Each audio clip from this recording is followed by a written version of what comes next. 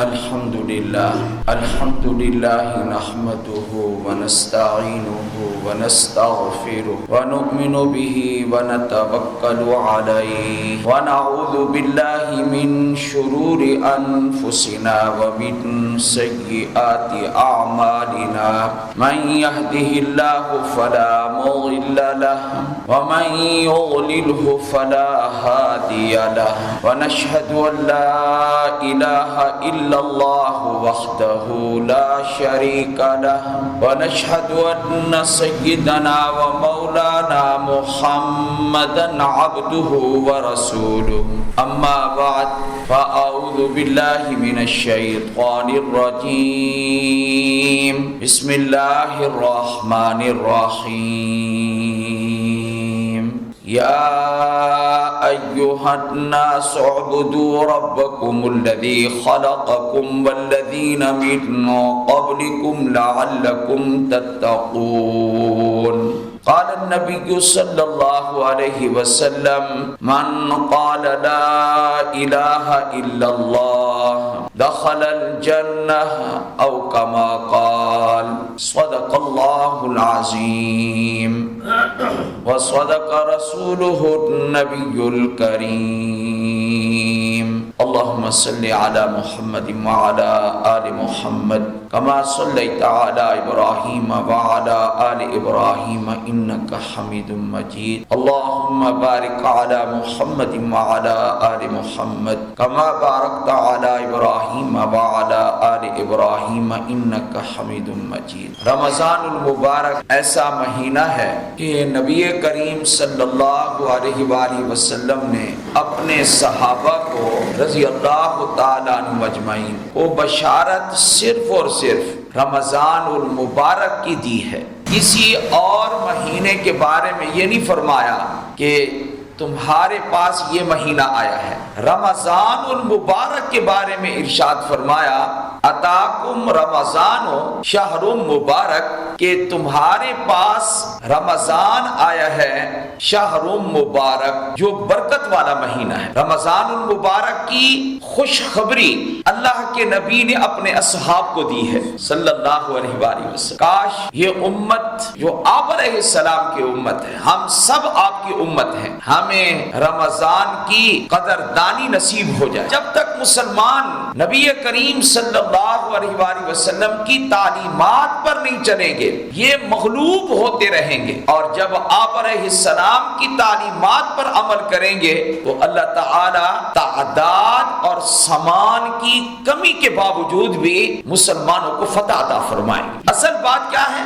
ہم نے بھروسہ نہیں کرنا ظاہر پر، ہم نے تو ایک چیز کو دیکھنا ہے، وہ کیا کہ ہم آپ علیہ السلام کی تعلیمات پر چل رہے ہیں یا نہیں چل. قرآن کریم کی جو آیت میں نے پڑھی ہے اس آیت کی طرف ذرا توجہ. یا ایھا الناس یہ سورہ بقرہ کے اندر موجود ہے، اور سورہ بقرہ میں یا ایھا الناس اللہ جو خطاب کر رہے ہیں اپنے بندوں کو یہ سب سے پہلا خطاب ہے. قرآن مجید پڑھتے جائیں یا ایھا الناس سے پہلے اللہ نے کوئی خطاب نہیں کیا. اللہ تعالی نے مومنین کا ذکر کیا، خطاب نہیں کیا. منافقین کا ذکر کیا، ان کو خطاب نہیں کیا.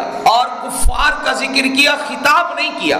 لیکن اللہ پاک نے براہ راست جو خطاب کیا یا ایھا الناس اے لوگو، یہ سورہ بقرہ میں بلکہ قرآن مجید کی ترتیب کے مطابق یہ اللہ رب العزت کا اپنے بندوں کو پہلا خطاب ہے. اے لوگو اعبدوا ربکم، تم اپنے رب کی عبادت کرو. الذی خلقکم، رب کی عبادت کرنے کی وجہ کیا ہے؟ آگے وجہ بیان فرمائی ہے. کون سا رب جس کی کیا کیا صفات ہیں؟ اللہ نے آگے بہت ساری صفات ذکر کی ہیں، تو جو آگے صفت بیان فرمائی ہے وہ یہ ہے جس نے تمہیں پیدا کیا. تو ہمارا خالق کون ہے؟ وہ اللہ ہے. ہم پیدا ہونے کے بعد ہم اپنے آپ کو آزاد سمجھتے ہیں کہ ہمارے اوپر کسی کا حق نہیں ہے. ہم غفلت میں چلے جاتے ہیں. اگرچہ عقیدہ یہ نہ ہو کہ ہمارے اوپر کسی کا حق نہیں ہے، لیکن غفلت ضرور ہے۔ فرائض سے غفلت اکثر لوگوں میں پائی جاتی ہے۔ والذین من قبلکم، فرمایا کہ تمہیں بھی پیدا کیا اور تم سے پہلے جو لوگ تھے ان کو بھی کس نے پیدا کیا؟ اللہ نے پیدا کیا۔ جو پیدا کرنے والا ہے وہ اس لائق ہے کہ اس کی عبادت کی جائے۔ علماء فرماتے ہیں کہ توحید کی ایک قسم ہے توحید ربوبیت۔ توحید ربوبیت جس کو سمجھ آ جائے گی کہ میرا رب کون ہے، اس کو ساتھ ساتھ توحید الوہیت بھی سمجھ آ جائے گی۔ جس نے اپنے رب کو پہچان لیا، جس نے اپنے رب کی معرفت حاصل کر لی، تو وہ کبھی بھی اپنے رب کے ساتھ کسی اور کی عبادت کو ملائے گا نہیں، آمیزش نہیں کرے گا۔ اس لیے کہ خالق صرف اور صرف اللہ ہے۔ جو مشرکین مکہ تھے ان سے بھی جب پوچھا جاتا تھا وَلَئِن سَأَلْتَهُم مَّنْ خَلَقَ السَّمَاوَاتِ وَالْأَرْضِ، اگر آپ ان سے پوچھیں کہ آسمان زمین کو پیدا کرنے والا کون ہے، لَيَقُولُنَّ اللَّهُ، جواب میں کہیں گے، ضرور بضرور کہیں گے کیا یہ جو بت شت ہیں، یعنی ان میں سے کسی نے آسمان زمین کو پیدا نہیں کیا، پیدا کرنے والا صرف اور صرف یہ اللہ ہے۔ یہ کون بھی مانتے تھے؟ بس یہ نتیجہ ہے، جو خالق ہے وہ عبادت کے لائق ہے، اور اللہ ہی نے ہمیں حکم دیا کہ اے لوگو تم اپنے اس رب کی عبادت کرو جس نے تمہیں پیدا کیا، والذین من قبلکم، تم سے پہلے بھی پیدا کیا، لعلکم تتقون، تاکہ تم بچ جاؤ۔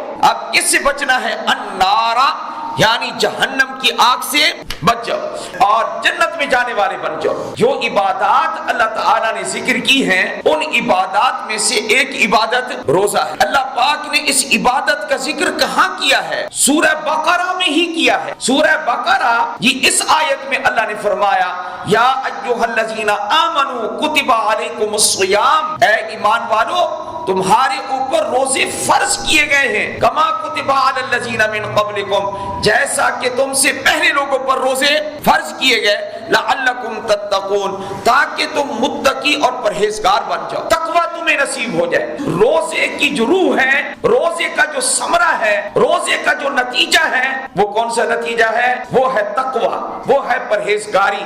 ہر سال اللہ پاک اتنے سال ہو گئے ہمیں روزہ نصیب فرما رہے ہیں رمضان کا، لیکن ہم نے یہ بھی غور کرنا ہے کہ رمضان کے روزے رکھنے کے بعد ہمارے اندر تقوی پہلے سے زیادہ پیدا ہوا یا تقوی میں کمی آئی ہے؟ اللہ تعالیٰ تو روزے اس لیے فرض کر رہا ہے تاکہ تم متقی اور پرہیزگار بن جاؤ۔ یہ رکوع آپ پڑھتے جائیں، یہ دوسرے پارے میں موجود ہے، یہ آپ پڑھتے جائیں۔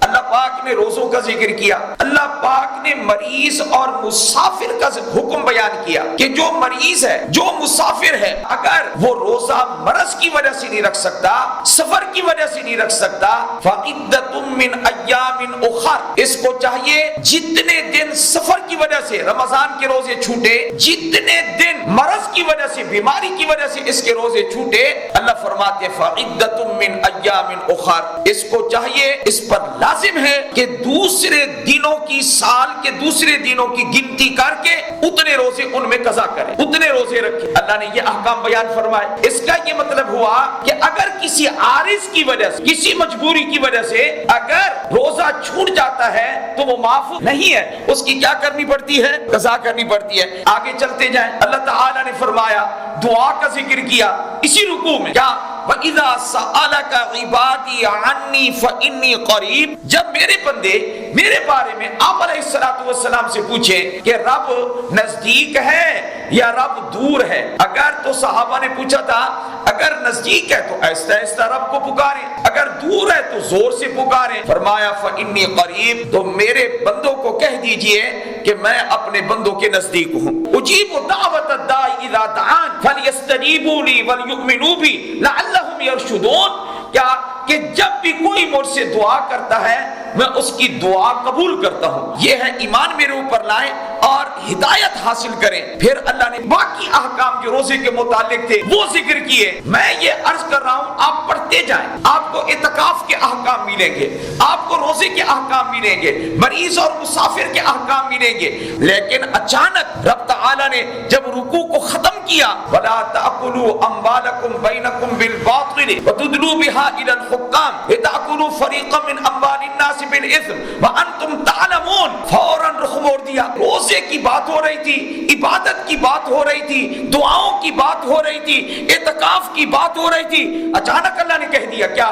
ایک دوسرے کے مال حرام طریقے سے نہ کھاؤ۔ بات تو ہو رہی تھی عبادت کی، بات تو ہو رہی تھی دعا، بات تو ہو رہی تھی روزے کی، پھر اللہ نے اچانک کیوں رخ بدل دیا گفتگو کا؟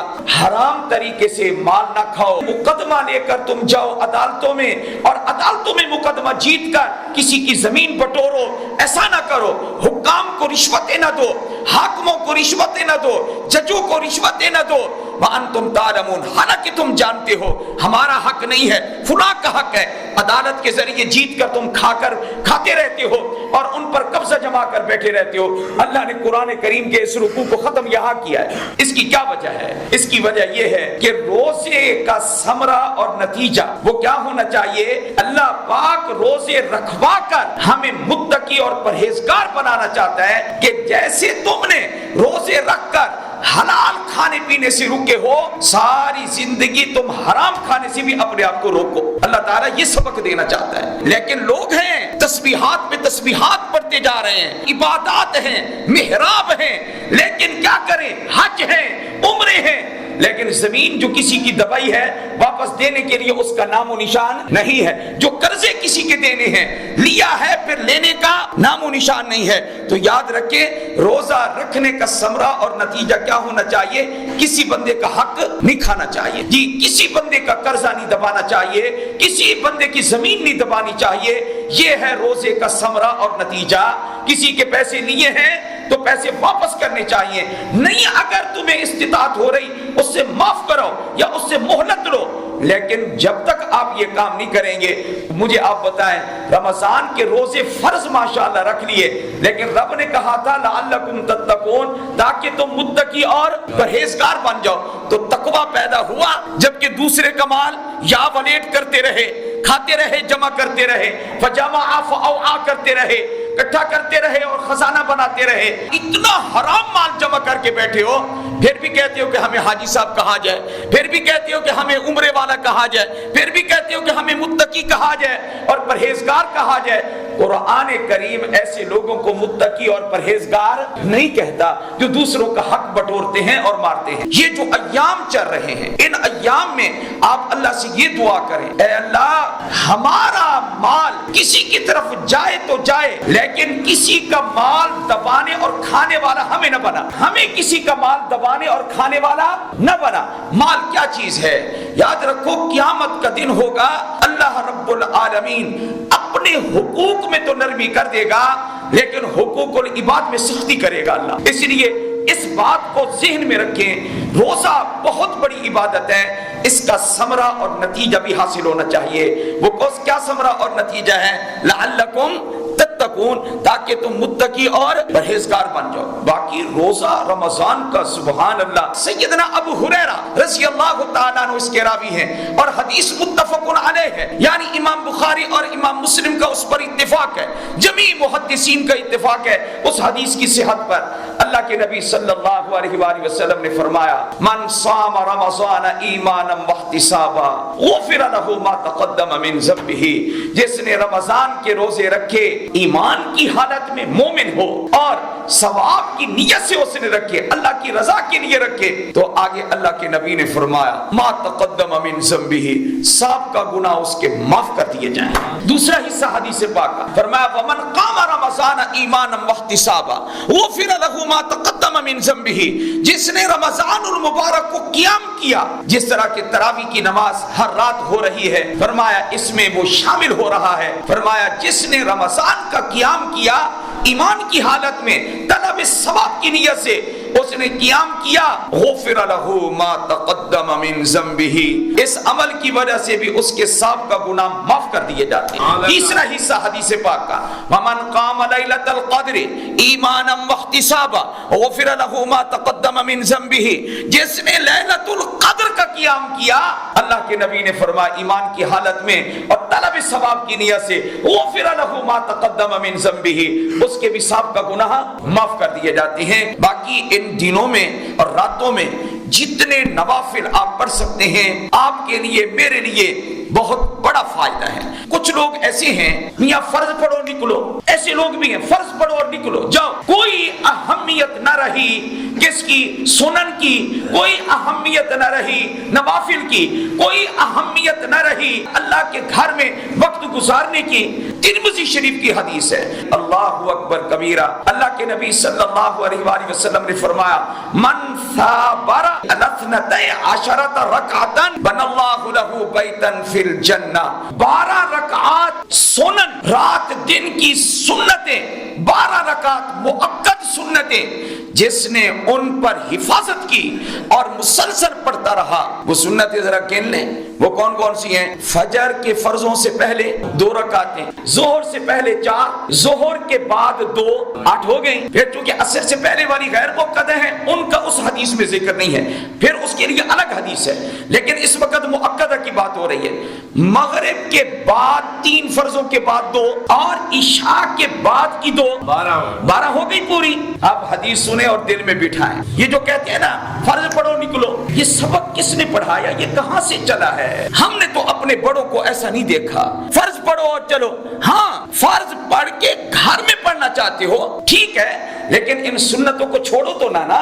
اللہ کے نبی نے فرمایا صلی اللہ، جو ان 12 سنتوں پر دوام اختیار کرے، ان کو پڑھتا رہے زندگی بھر، فرمایا بن اللہ لہ بیتا فی الجنہ، اللہ جنت میں اس کا گھر بنائیں گے۔ سیدہ حضرت ام حبیبہ رضی اللہ تعالی عنہا، یہ بھی ہماری روحانی ماؤں میں سے ایک ماں ہے، آپ علیہ السلام کی زوجہ محترمہ ہے۔ انہوں نے فرمایا کہ نبی کریم صلی اللہ علیہ وآلہ وسلم کا ارشاد ہے من حافظ علی 40 قبل الظہر و 40 بعد الظہر حرمہ اللہ علی النار، او کما قال صلی اللہ علیہ وآلہ وسلم۔ آپ علیہ السلام نے فرمایا ظہر کے یہ جو 4 فرض ہیں ان سے پہلے 4 رکعت تو اس میں آ گئے، کس میں؟ مؤکدہ میں آ گئے۔ فرمایا اور 4 رکعت ظہر کے بعد بھی، 2 سنتیں مؤکدہ اور 2 نفل۔ یہ نفل کتنے قیمتی ہیں؟